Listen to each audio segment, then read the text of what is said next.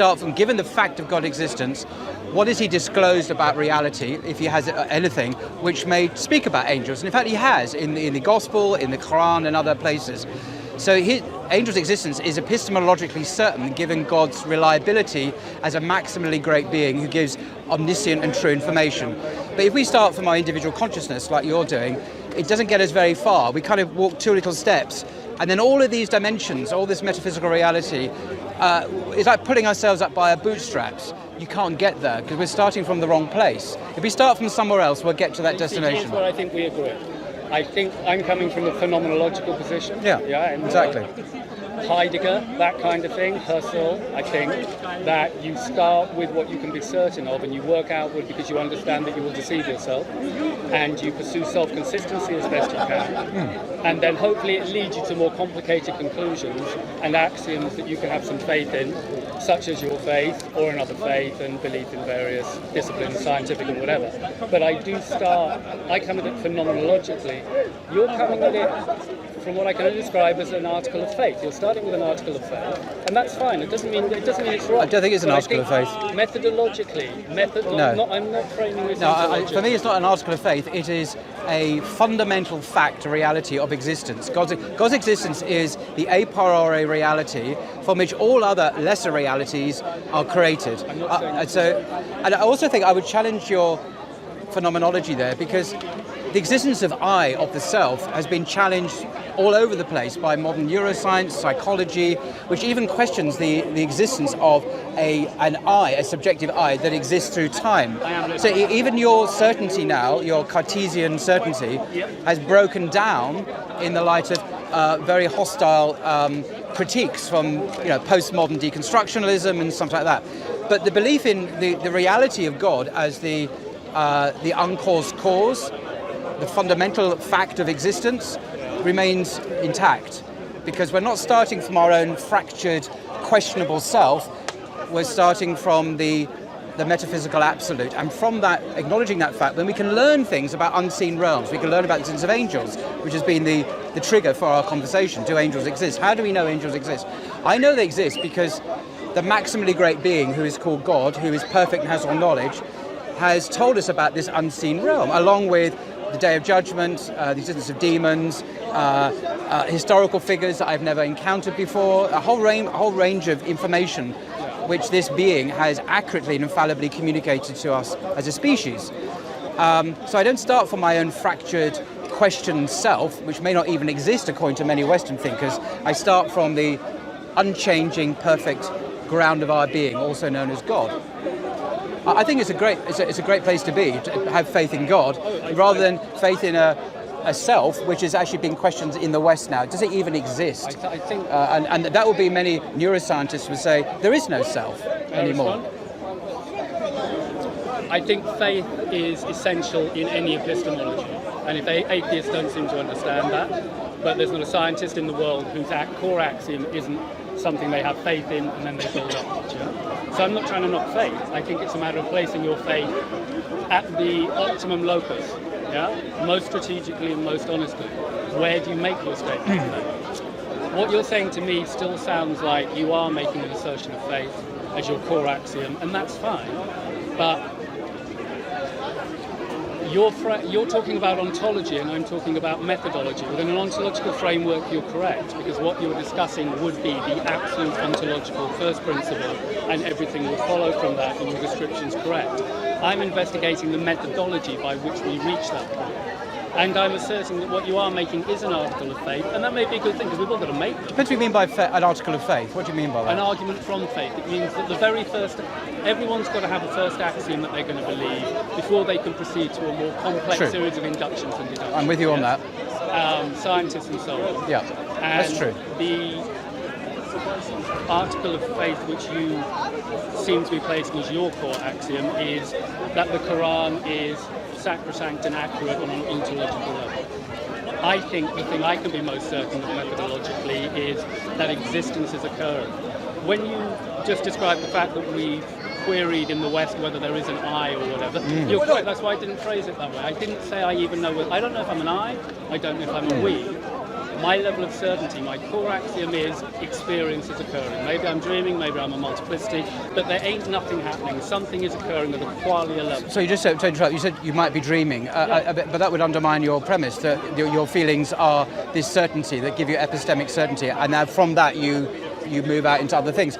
If you know the brain in the vat thing, you know, in philosophy, or you could be dreaming now. If you are dreaming now, then you're not actually having these experiences in the real world. They are a byproduct of your imagination while you're asleep.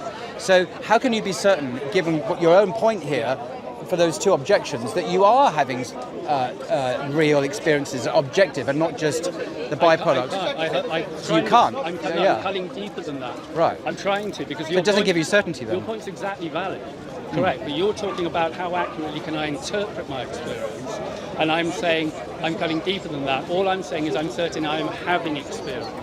Before I can interpret what it is, and I will always be fallible in that, I have to acknowledge I am having it. So qualia is occurring and inevitable. What's qualia mean for everyone? Qualia would be a property of a subject as opposed to an object. Examples being feelings, instincts, thoughts, emotions, predispositions, hopes, dreams, pain, pleasure. All of the things that you assume this pad hasn't got, but I'm certain I have, and I'm almost certain you have, yeah?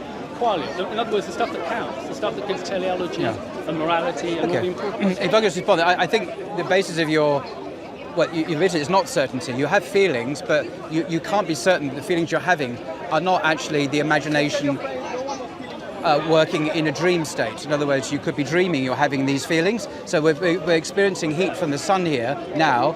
It's possible that actually you are in a cold room back in February, or in February, dreaming you're a speaker's corner during a heat wave.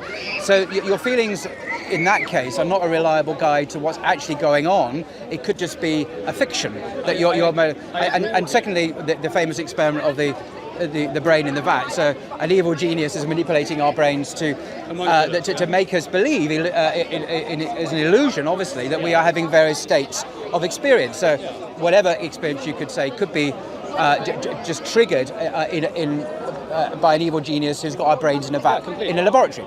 So your methodology is premised then on experiences that you can't even verify are authentic, because the experience itself is quite different. If you're experiencing heat from the sun, but you're actually lying in bed in February during the winter, you can't say that's just experiencing the heat of the sun, analogous in any way to our actual experiencing the heat of the sun now in August. You may think that they're not the same experience. One is wholly illusory, devoid of any objective content back in February. This one, which I'm taking is real, is real because we're going to get sunburnt if we're not careful, and we're going to experience real consequences. So I think your easy acceptance of the intrinsic identity of these two different things just as experience is questionable as well, because one could be false, another one could be. So one could be false, or they could be true. I'm really trying very hard to express that I understand any diagnosis I give or interpretation can be wrong.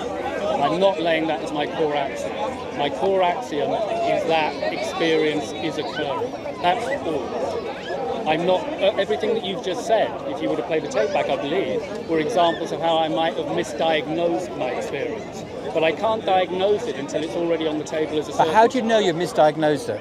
Oh, you don't know diagnosis. Now, diagnosis is methodology, and now we're going deeper, and it's epistemology. No, I ask that not to be awkward, but because it's easy to say, X is...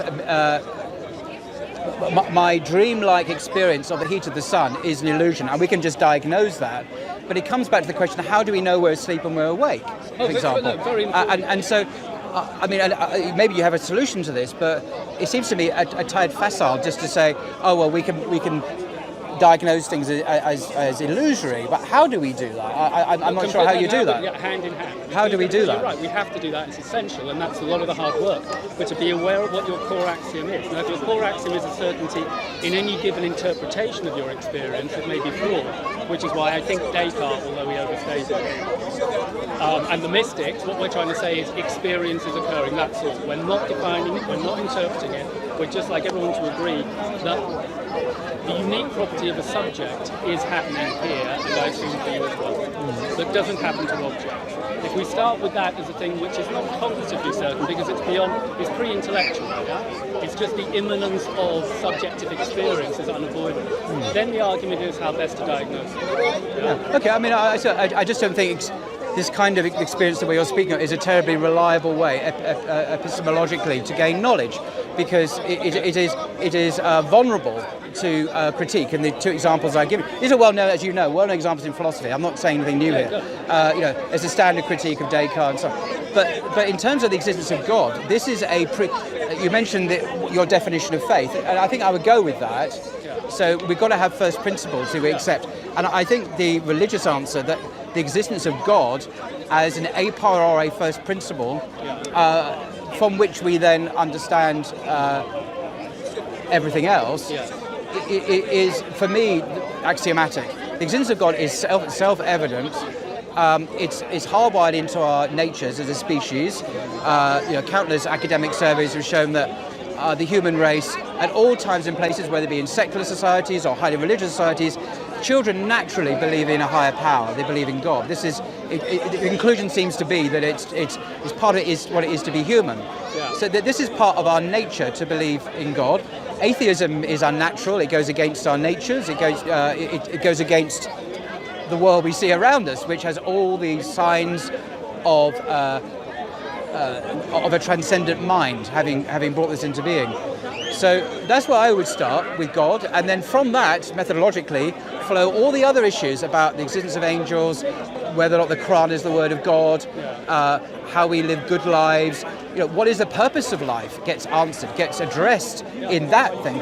But to start from the uncertain principle of experience, which can and cannot be illusory, and we have no way, I think, of deciding from that basis what is illusory and not, is a very uncertain way of living life. I don't see it as very fruitful. I totally hear you. Unfortunately, I do believe that seems to be the human condition. It seems to be where I've landed. It seems to be where we've landed, and we should grapple with it. As a test, I'm happy that when the world's religions, including Islam, say this is an important test. Yeah. And we have to then start trying to diagnose and understand the world around us. I'm coming in from a phenomenological perspective. I know. You're coming in stating quite correctly that if you're correct about the ontologically about God, then obviously we should all focus on that. It should be our first principle and everything from there. Exactly. Okay, and I get. But why do you object to that? I mean, I know you have your phenomenological methodology, but I'm not quite clear why you have chosen that methodology in the first place, because it seems to me not to offer much in the way of yaqeen, certainty, whereas the metaphysical grounding of our lives in the existence, the unchanging existence of the eternal God, the Creator, seems a much better place to root oneself. And if that is the case, why haven't you done that? That's my question to you. Actually, my own cognitive bias. I used to believe in miracles, and I'd love to believe in God in the full-blown sense that you do. Okay. So the appeal of that is clear to me. So why not then? You haven't given a reason why you don't. Well, a lot. I mean, because my second axiom is a self-consistency principle. If the first is I am, the second axiom is I'll view everything from as many different angles as possible and try and be self-consistent. And part of that is being aware of my own psychology. And the very fact that I want to believe this so much should caution me against my own cognitive bias. I feel it should. Because I think honesty and truth are virtues, and religions, they alert you to pursue truth almost above all else. If you follow the truth, you will get to God. Now, sometimes that puts you on a path where you've got uncomfortable conflicts with how you feel and your biases. So I'm just trying to handle the truth as honestly as I can, because I think it's the best anybody can do. And I think religion tests you to do that. I think that's what religion's asking you to do. Have faith even when things don't make sense. So although I'm not embracing the view that you have, I can feel the appeal of it. You speak about cognitive bias as if that's necessarily a bad thing. But I think from a Muslim point of view is, because we're hardwired to believe in God anyway as a species, this is not a bias we need to be worried about. This is something wisdom lies in recognizing the way we're made and living according to it. So I have needs and desires and understandings. To live by those wisely is a good thing. Agreed. To see them as biases that I need to be wary of is perhaps an unduly skeptical reserve in the face of what does it mean to live a good life. Yeah. So we should optimistically and gladly embrace good things, especially when our bias conforms to them, because that means we're on the right track, because we are made to act in certain ways.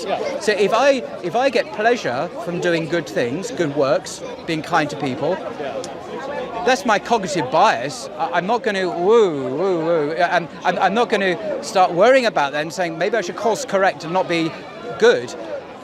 Use that positive trajectory, capitalize on it, develop it in healthy ways. Likewise, the belief in God, which is natural to our species, I believe, is a wholesome and healthy reality we need to capitalize on by using our minds to actually ask those questions. Well, who was Jesus? Who are the prophets? What has God actually said? Has he said anything to mankind? So we can then investigate further into the Quran, the Bible, and so on, and ask those further questions about the details of that.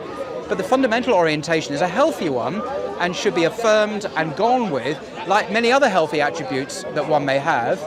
They're not biases. These are positive instincts that we should cultivate and develop. So good instincts should be followed, but I don't think religious belief is a bad instinct because it's in accord with our natures and existence of God. I wasn't presuming it was automatically, with my bias automatically would damn it.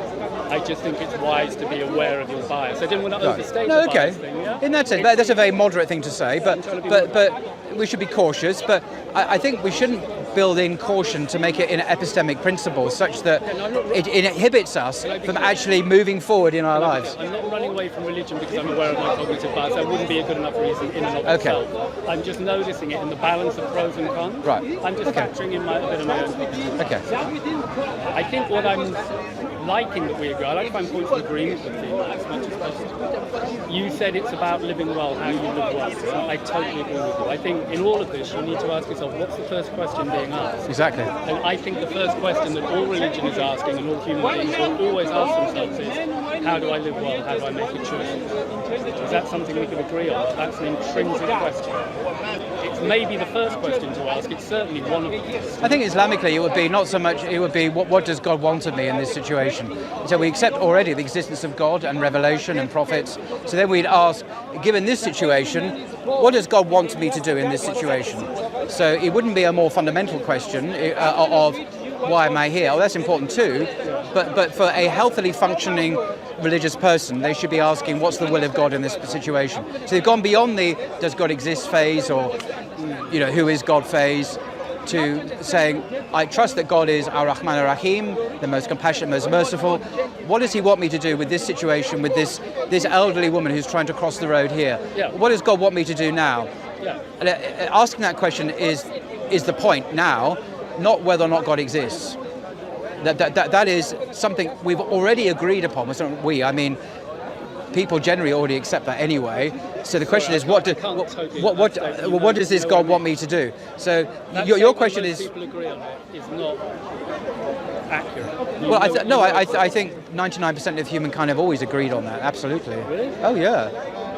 I mean, Absolutely. if you straw poll the 8 billion people on the planet right now, I think you'll find it's not just 1% of them. I think. What I understood, I could be wrong, that atheists make up only 1 or 2% of the global population, and the thing is, it's a decreasing percentage of the world's population. Atheism is becoming less and less chosen by people globally now. I'm not saying there are no atheists, by the way. There have always been atheists, but I'm saying that, generally speaking, our humanity has been profoundly religious. And even, very interestingly, I read a survey recently conducted by, I think it was 5 universities, some of which were in Britain, and they did surveys of atheists, self-defined atheists around the world, Japan, South America, Finland, and so on. And they found that the majority of people who call themselves atheists believe in the supernatural. They believe in angels, life after death. They might believe in jinn. Now, they don't believe in God. Oh no, we're atheists. But we believe in all this other stuff. Now, excuse me, I mean, that strikes me as... So the conclusion for me there is that the Richard Dawkins type of hardcore materialist atheists are a minority even of atheists. Most atheists would say either there is life after death, or there are angels, or there are spirits, or whatever. they're not like Dawkins. So even the atheists are disagreed about what it even means to be atheist. As a wasp. I'd agree that atheists will exist on a spectrum. Yes. And that all of them need to understand they have an article of faith within their belief system, it's unavoidable. And this is something that religion can teach atheists, just so they're aware of their own mechanisms. I would be amazed if your statistic that only 1% of the planet are atheists. I would be stunned. It could be 3%. I don't be quite. Maybe I misquoted that. It's a very tiny number of people in the globe who identify as atheists. I would dispute what you just said, but I've got no way of proving it. And well, we could Google it now. Okay, we could, but let's not, because we're at the heart of things anyway. Okay. I contextualise it. Whatever it is, it's a tiny minority of the world's population. The vast majority of the planet, and I would say even most atheists, have religious beliefs. Can I counter that by saying I don't think reality is a popularity contest. This is true. So actually, I'm really not very swayed by the numbers game or anything. In fact, generally speaking, the truth is at the cutting edge of people's understanding, and as it's entering the picture, there's very few people who have got the finger on the pulse. So what the majority is doing is nearly... Okay, no, that is a valid point, and I'm not saying that the majority equals correctness or truth, but I was just bearing witness to the fact, as I keep on saying, our species is a profoundly religious animal, but this religious sense, this instinct, bears authentic and accurate witness to that which it has, which is referring to, i.e. the existence of the transcendent. Yeah. I think it's objectively true, as well as the human experience. The human experience is not wrong in this case, although majority votes can be wrong. In this case, it is right. Just because majorities are sometimes wrong doesn't mean they're always wrong. Sometimes they're right. Yeah, no, sometimes they're very, very right. Sometimes they're very right, sometimes they're very wrong. But on this issue of fundamental metaphysics, our human race is right. Yeah. And I think we're still seeing the fruit of that now, where Islam is the fastest growing religion in the world. Religions generally are booming everywhere on the planet, apart from here in Western Europe and in many parts of the US. But Eastern Europe, religion is very, very strong socially. In Russia, China, Africa, South America, the Far East, everywhere, religion is really taken very seriously by people, apart from here. Thank goodness, reality. Apart from Speaker's Corner. But I agree with your point. We're agreeing that human beings come with an a priori nature, yeah? And I think this is crucial. So to me, the primary, when it comes to a lot of these discussions, the primary line is between blank slate thinking and a priori thinking, yeah? In the a priori camp sit all the religious communities who believe in ensoulment and so on. All the faiths have that in common. And strangely enough, if you're a Darwinian, same thing. You could accommodate that. Yeah, you could do. Yeah. Who's an atheist. Yeah, who's an atheist, but we're actually all sitting on the same side. I think in the moral battle of how to live, the primary problem is with people who would represent that there are no intrinsic values or rights. Yeah, I like the way you described it, the blank slate. I think this is one of the fictions of our Western era, that we somehow we come into the world without any beliefs, any predispositions to believe anything. It's a crazy idea. It's not true to lived experience, and it has little science to back it up either. Completely. But that means that even Paris is in the same camp with us thus far. I know we're going to we're going to fractionate out, but it's good to find the common core ideas that we share and to examine them constructively, and not just do what seems to happen around speakers most of the time, which is this eternal bashing about, I mean, how many times can we do the Trinity? You know what I mean?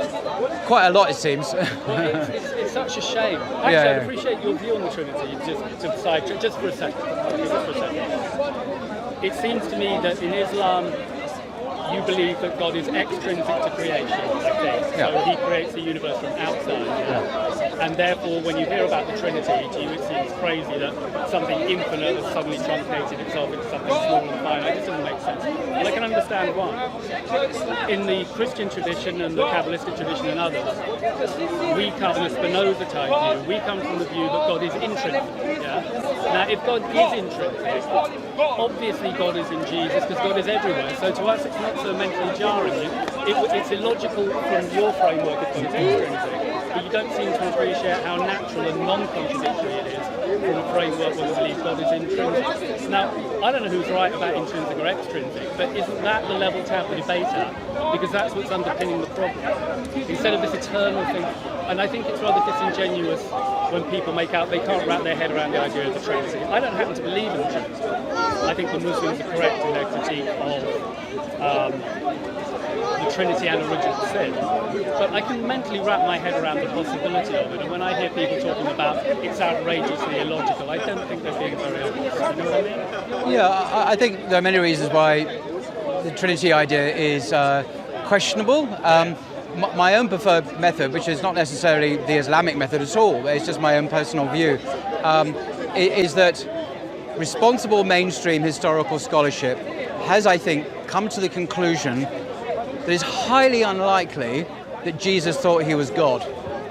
I saw you do quite a long talk with somebody where you seemed to be saying that Paul had misrepresented Jesus. Whoever did it, or it may not be a question of just one individual doing it. I don't think Paul believed in the Trinity either. The Trinity is a later concept developed in the church.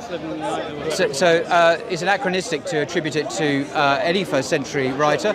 But I think the evidence is very good that the historical Jesus was a first century Palestinian Jew who practiced Judaism, the Israelite religion, and did not think that he was Yahweh. There's a lot of evidence, early evidence, historical evidence suggests that's the case. So the question of the Trinity is simply not on the table when it comes to that methodology. As regards the, so Trinity is simply not there in Jesus' own experience. So it's just out the window. But if you want to look at the doctrine in itself, I think it is incoherent because as the Athanasian... Even if God is intrinsic to reality... Well, let me explain how. It becomes less incoherent if you have an intrinsic God. You think it's equally incoherent no matter which... Well, let me explain why I think it's incoherent, because I don't want to be constrained by Spinozian terms of reference here. I have my own other reasons for nothing to do with Spinoza's concept of God, which I'm not sure I entirely understand either. Having read Spinoza's book Ethics, where he discusses God or nature, I'm thinking, what are you getting at here, Spinoza? But you're way ahead of me then. I haven't read Spinoza. I've read around and about. Spinoza, I read it when I was doing philosophy at uni, and I thought, I'm not impressed. Anyway, I'm not going to go there. My own reasons for seeing the doctrine of the Trinity is incoherent, nothing to do with Spinoza. If we take the Athanasian Creed, for example, which is... Athanasian Creed is a 6th century creed, not actually by Athanasius, who was a 4th century Jew, but nevertheless is a creed that's recited in the Catholic Church, in the Orthodox Church, in the Church of England. And it says, in part, that the Father is fully God, the Son is fully God, and the Holy Spirit is fully God. But they're not three gods, there's one God.